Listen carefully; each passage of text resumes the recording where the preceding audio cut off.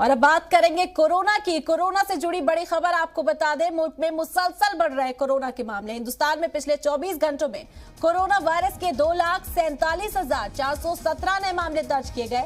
84,000 मरीज ठीक हुए हैं। 84,825 मरीज रिकवर हुए कोरोना से। मुल्क में एक्टिव केसेस की तादाद बढ़कर पहुंची है 11,17,531। मुल्क में कोविड पॉजिटिविटी रेट की बात करें तो अब पॉजिटिविटी रेट 13.11% हो गया है और मुल्क में ओमिक्रॉन के केसेस बढ़कर 5,488 हो गए।